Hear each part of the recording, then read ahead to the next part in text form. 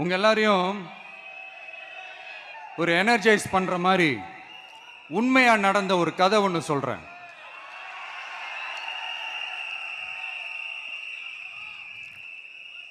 சொந்த நாட்டையே ஒரு கூட்டம் அபகரிக்குது.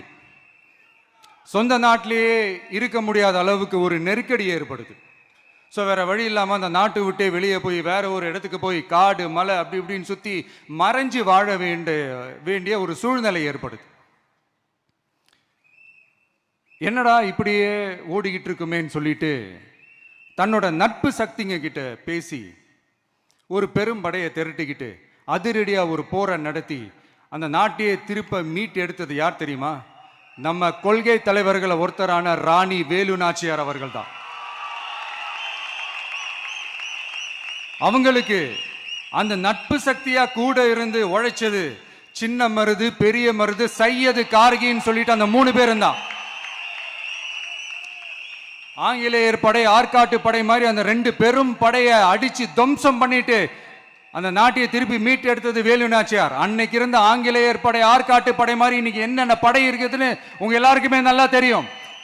அதனால அந்த 2 படை மட்டும் இல்ல, இன்னும் எத்தனை படை வந்தாலும் எதிர்த்து நின்று ஃபேஸ் பண்றதுக்கு ஒரு நல்ல தலைமையும் இத்தனை சக்திகள் என் கூட இருக்கும் போது, இத்தனை சின்ன மருது, இத்தனை பெரிய மருது, இத்தனை சையது கார்கிகள் என் கூட இருக்கும் போது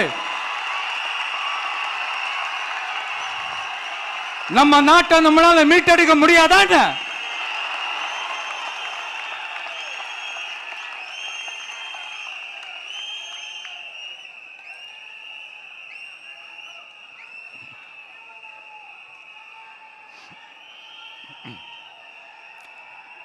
அதுவும் இந்த படை, நம்மளுடைய இந்த டிவிகே படை, நட்பு சக்தி இருந்தாலும் இல்லைனாலும் தனியாவும் நின்று கெத்தா ஜெயிக்கிற அளவுக்கு ஒரு மிகப்பெரிய படை. அதுலயும் ரொம்ப முக்கியமா இன்னைக்கு இந்த கூட்டத்துக்கு வரலனாலும் நான் அந்த போர்ல நடந்த அந்த கதை மாதிரி கட்ஸான குயில்கள் நிறைந்த பெண்கள் படையும் நம்மளோட இருக்கிறாங்க.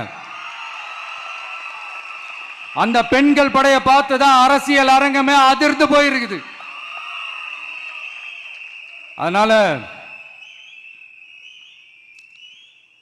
எல்லாரும் ஒரு நிமிஷம் எனக்காக எந்திரிச்சு நில்லுங்களேன் ப்ளீஸ். நான் சொல்றதை கொஞ்சம் ரிப்பீட் பண்ணுங்க.